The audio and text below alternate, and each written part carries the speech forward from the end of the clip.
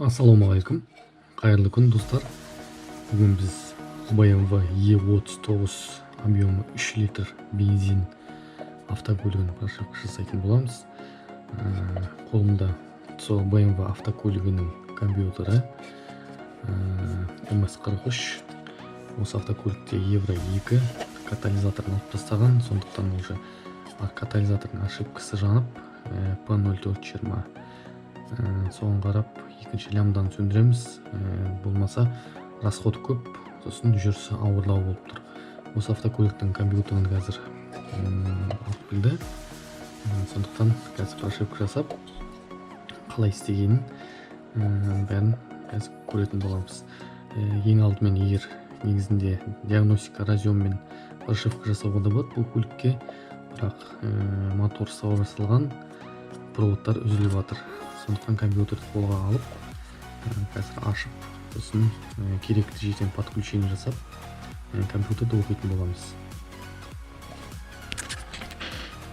Мінекей жаңағы BMW-ның прошивкасының ішін ашып, полностью прошивканы оқып жатырмыз.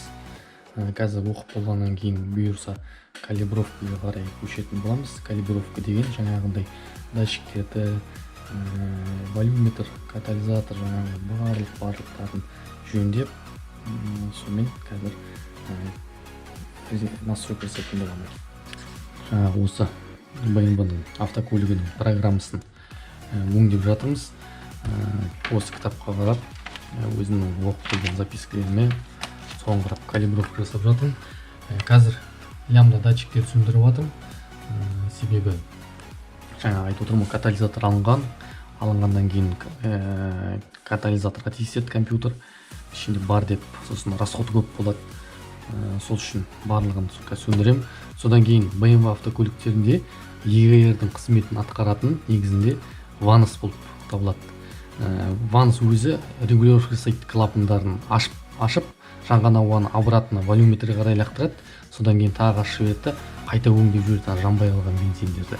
Сөйтіп, EGR деген қазір көп система, көп ондай роль ойнамайды.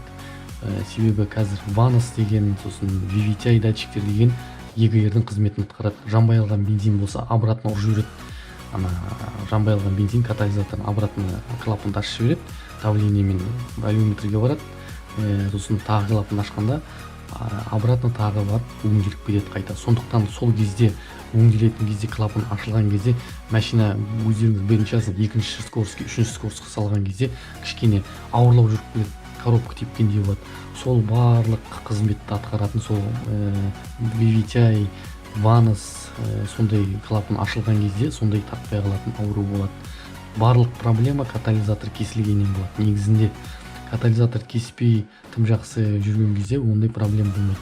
Ал катализатор уже алып болғаннан кейін проблеманың барлығы сөйтіп басталады. Май жетпеуі де сондай.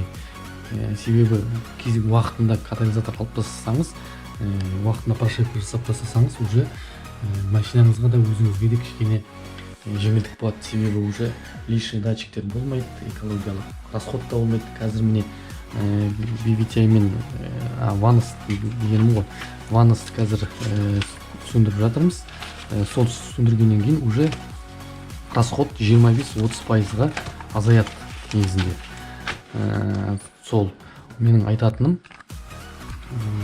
қысқаша айтқаным осы. Қазір міне осыны калибровканы өңдеп болғаннан кейін бұйырса барып құятын болам. Болғаннан кейін уже сізге видеосын көрсетемін.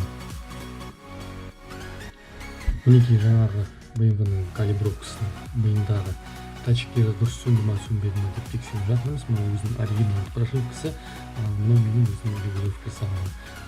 Көріп тұрғаныңыздай екеуі идентичны, уже бірталай өзгеріс бар.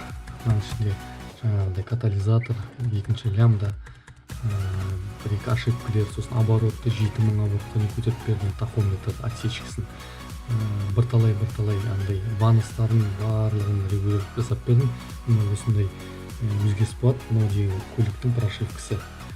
Әр прошивка, әр информационный микросхеманың памяти өзіне жазуда болады негізінде. өстіп не кодтарын сындырып кодтарын тауып әр облыстен жазып өзгертіп біздің жұмыс осындай болады негізінде прошивка жасаған кезде. Қазір осыны тыңдап қойып бұйырса уже бітірген процесін көрсетемін.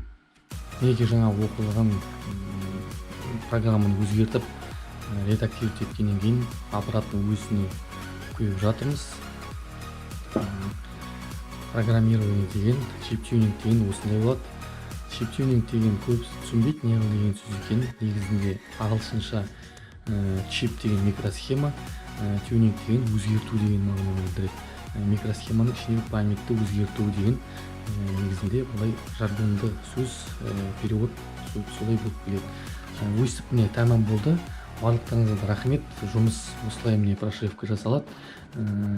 Бәріңізге сау саламат тілеймін. Бұйырса 3-нен бастап енді комендантский час 15-не дейін мен жұмыста болмаймын. Бізге де жұмыс жасап тұрмайды. Демалың деп. Сондықтан ағайын 15-нен бастап тамаша болса кездескенше барлықтарыңызға сәттілік, ауырмаңдар.